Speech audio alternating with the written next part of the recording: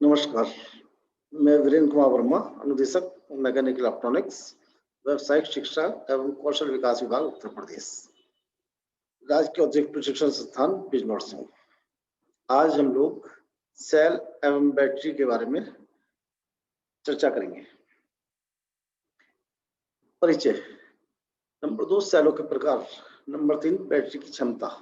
Number 4 battery charging. Number 5 battery की आवेशित एवं विसर्जित अवस्था। Number 6 hydrometer. नंबर 7 बैटरी का अनुरक्षण। Number 8 solar cell. Number 9 cell and battery का चयन। परिचय। सेल वह इकाई है जो रासायनिक ऊर्जा को वैद्युतिक ऊर्जा में परिवर्तित कर देती है। सेल मुख्यतः दो प्रकार के होते हैं, प्राइमरी सेल, सेकेंडरी सेल।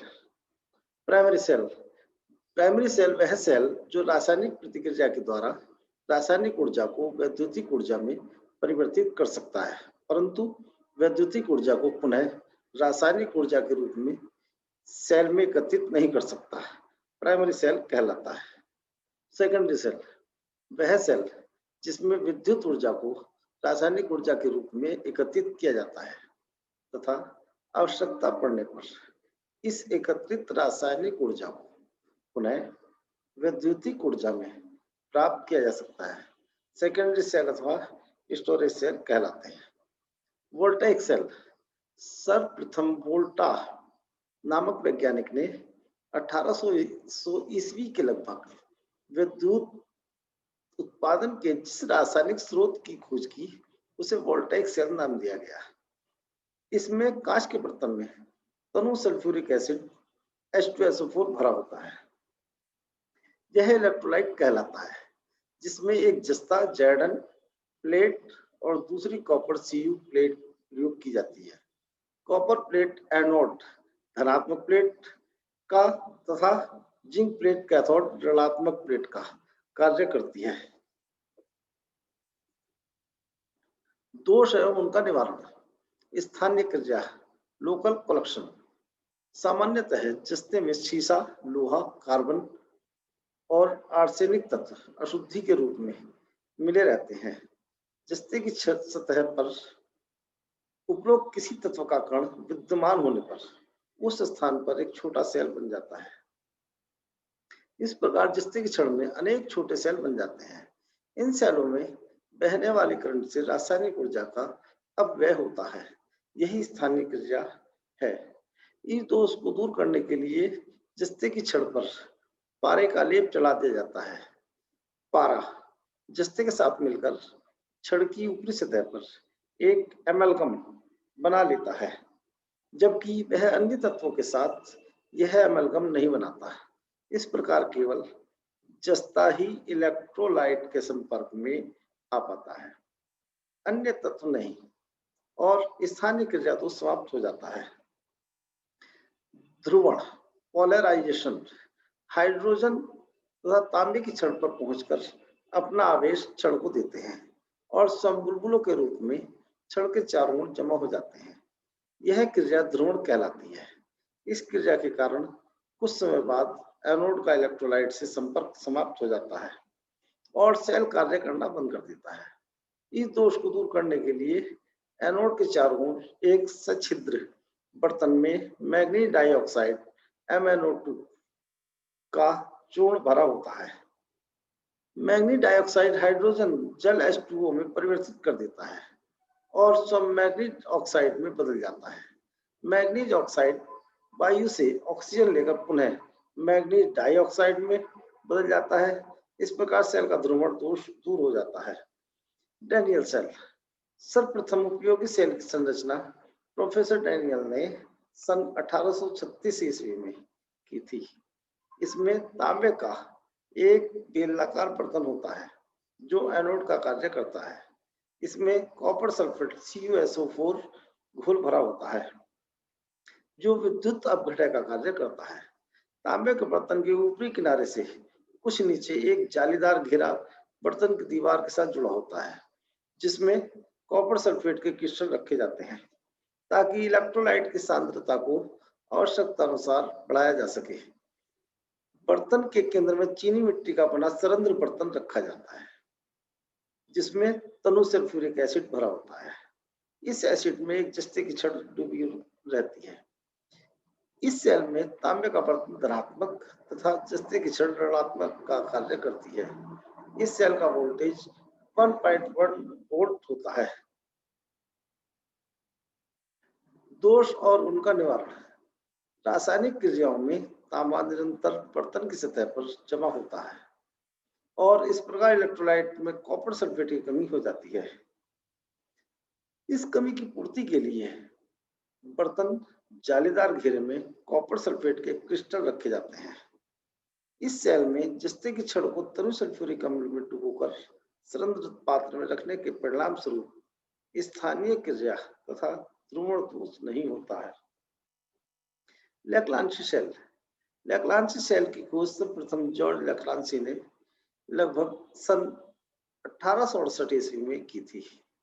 इस सेल में कांच का एक बर्तन होता है जिसमें इलेक्ट्रोलाइट के रूप में अमोनियम क्लोराइड का घोल भरा होता है। बर्तन के अंदर इलेक्ट्रोलाइट में चीनी मिट्टी से बना सरंध्र बर्तन रखा जाता है जिसमें एक कार्बन की छड़ रखी होती है। इस कार्बन छड़ के चारों ओर मैग्नीज डाइऑक्साइड तथा कार्बन पाउडर भरा होता है तथा कांच के बर्तन में भरे इलेक्ट्रोलाइट अमोनियम क्लोराइड में जस्ते की छड़ खड़ी रहती है जो कि ऋणात्मक इलेक्ट्रोड का कार्य करती है। इसमें मैग्नीज डाइऑक्साइड तथा कार्बन पाउडर के मिश्रण के मध्य खड़ी कार्बन की छड़ धनात्मक इलेक्ट्रोड का कार्य करती है। एक लैक्लांशी सेल का वोल्टेज 1.5 वोल्ट होता है।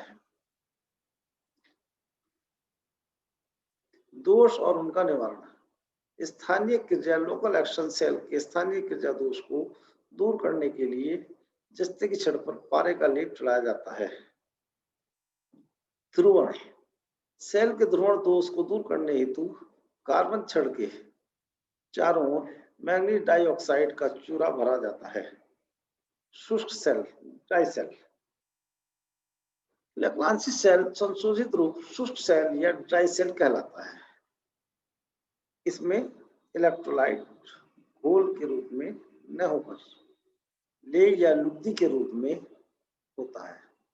इस सेल की संरचना ऐसी होती है कि इसे उल्टा सीधा या आड़ा तिरछा किसी भी अवस्था में रखा जा सकता है। ड्राई सेल का आकार आवश्यकता अनुसार घटाकर बटन के आकार का 6 mm इंटू 2.5 mm तक किया जा सकता है। इसमें जस्ते की चादर से निर्मित एक बेलनाकार बर्तन होता है जो कि ऋणात्मक सिरे का कार्य करता है। इस बेलनाकार बर्तन के मध्य कार्बन छड़ रखी जाती है तथा कार्बन छड़ के ऊपरी सिरे पर एक कैप छड़ी होती है। यह कार्बन छड़ धनात्मक सिरे का कार्य करती है।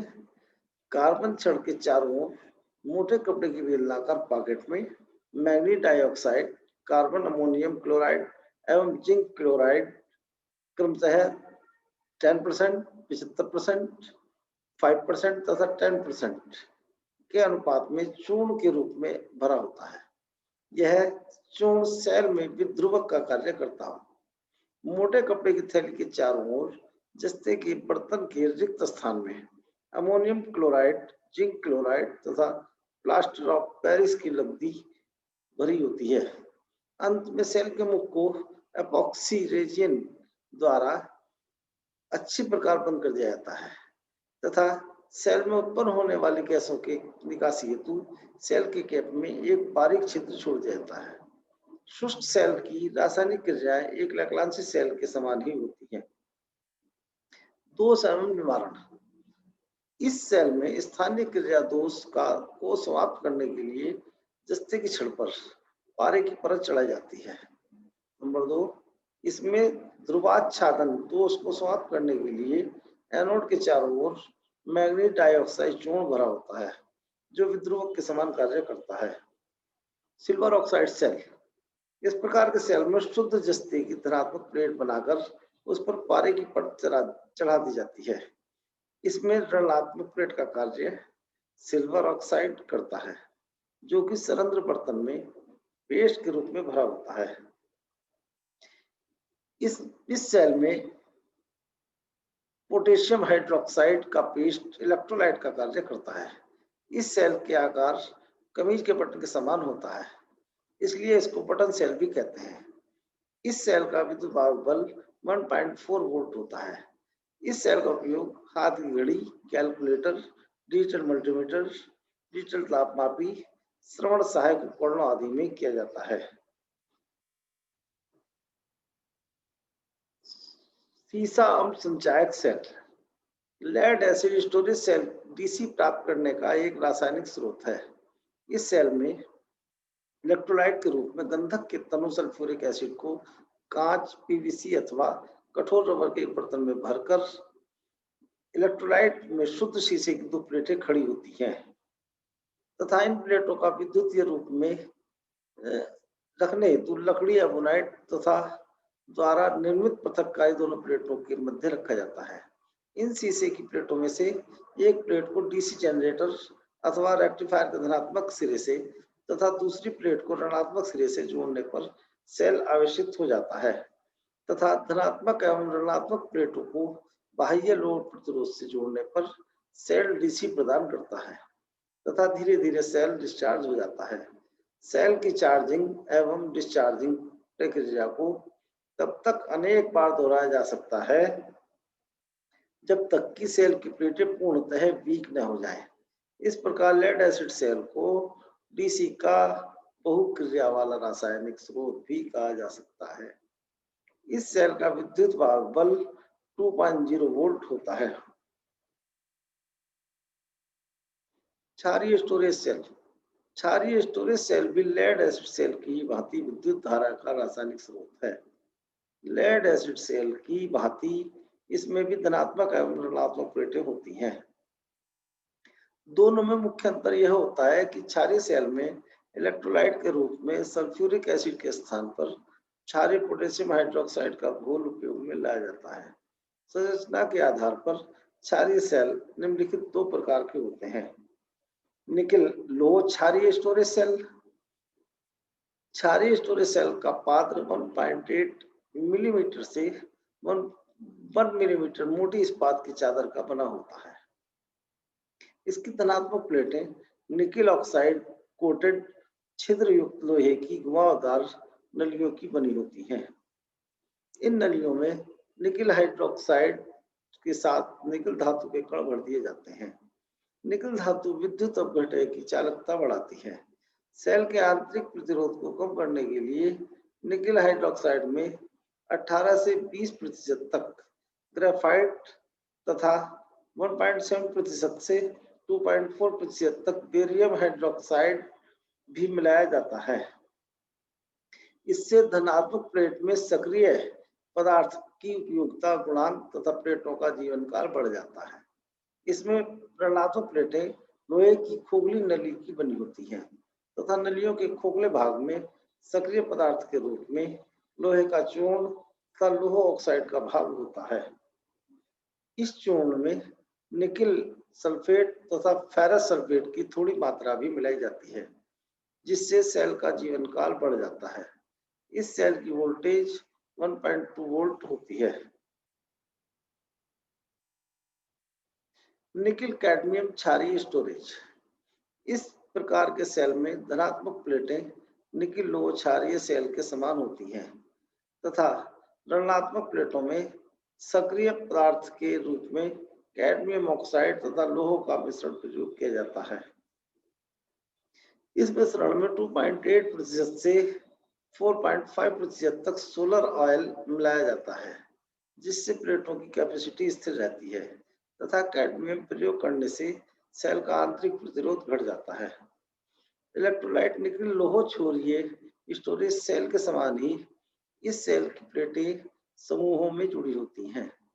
दोनों में अंतर केवल इतना है कि निकिल कैडमियम सेल में धनात्मक प्लेटों की संख्या ऋणात्मक प्लेटों से 1 अधिक होती है एवं किनारे की प्लेटें सदैव धनात्मक होती हैं तथा पात्र के द्वारा विद्युत रूप से जुड़ी हो रहती हैं। बैटरी आवेशण, बैटरी चार्जिंग। बैटरी भी सेकेंडरी सेल को समय समय पर चार्ज करने की आवश्यकता होती है। डीसी स्रोत से बैटरी को सीधे ही चार्ज किया जा सकता है, परंतु यदि स्रोत एसी है तो पहले एसी को रेक्टिफायर द्वारा डीसी में बदलना पड़ता है। बैटरी चार्जिंग की निम्नलिखित विधियां हैं। बूस्टिंग चार्जिंग विधि, वे सेल जो बैटरियां जो कि ट्रकों, बसों, ट्रैक्टरों तथा कारों अथवा रेलगाड़ियों आदि में प्रयोग में लाई जाती हैं, उन्हें थोड़े समय पश्चात अतिरिक्त चार्जिंग की आवश्यकता पड़ती है। इस प्रकार की चार्जिंग को बूस्टिंग चार्जिंग कहते हैं। बूस्टिंग चार्जिंग में चार्जिंग करंट का और बैटरी के एम्पीयर घंटा क्षमता का 1/4 से अधिक नहीं होना चाहिए। उदाहरण के लिए यदि बैटरी एम्पीयर घंटा क्षमता 100 एम्पीयर घंटा है, तब इसकी बूस्टिंग चार्जिंग करंट का मान 25 एम्पीयर से अधिक नहीं होना चाहिए। ट्रिकल चार्जिंग विधि, यदि सेलों की बैटरियों को लंबी अवधि तक प्रयोग में लाया जा रहा हो, तब ऐसी दशा में उनको अति निम्न चार्जिंग दर पर चार्ज किया जाना आवश्यक होता है, ताकि संचायक सेल या बैटरियों को उपयोग में लाए जाने में सल्फेशन दोष उत्पन्न न हो पाए। अतः सेलों या बैटरियों की ओपन सर्किट हानियों की क्षतिपूर्ति के लिए अत्यधिक निम्न स्तर की करंट द्वारा चार्ज करने की विधि को ट्रिकल चार्जिंग कहते हैं। इस विधि द्वारा सेलों को लंबी अवधि के लिए तक चार्ज करने से सेलों के इलेक्ट्रोलाइट का विशिष्ट घनत्व 1.21 से नीचे नहीं गिर पाता है तथा सेलों की प्लेटों पर सल्फेशन उत्पन्न नहीं होता है, जिससे संचायक सेल का जीवन काल अधिक हो जाता है। आवेशी सेल बैटरी की पहचान, वोल्टेज, पूर्ण रूप से charge lead acid storage cell की ओपन सर्किट वोल्टेज 2.4 तक होती है। नंबर 2, गेसिंग, पूर्ण रूप से charge lead acid storage cell की चार्जिंग के समय ऋणात्मक प्लेट पर हाइड्रोजन तथा धनात्मक प्लेट पर ऑक्सीजन तीव्र गति से होती है, जिससे इलेक्ट्रोलाइट में निरंतर बाह्य बुलबुले बाहर निकलकर उड़ते रहते हैं। इस क्रिया को गेसिंग कहते हैं। इलेक्ट्रोलाइट का विशिष्ट घनत्व, सीसा अम्ल सेल जब पूर्ण रूप से डिस्चार्ज हो जाता है, तब सेल के इलेक्ट्रोलाइट का विशिष्ट घनत्व डिस्चार्जिंग के समय जल के बनने के कारण घटकर 1.18 तथा पूर्ण रूप से चार्जिंग क्रिया के समय सल्फ्यूरिक एसिड बनने के कारण इलेक्ट्रोलाइट का घनत्व 1.18 से बढ़कर 1.25 तक हो जाता है। सोलर सेल, कुछ अर्धचालक पदार्थ प्रकाश ऊर्जा का विद्युत ऊर्जा में परिवर्तित करने की क्षमता रखते हैं, जैसे क्रिस्टलीय सिलिकॉन, एमोफॉस सिलिकॉन, गैलियम आर्सेनिक तथा कैडमियम सिलिकॉन आदि।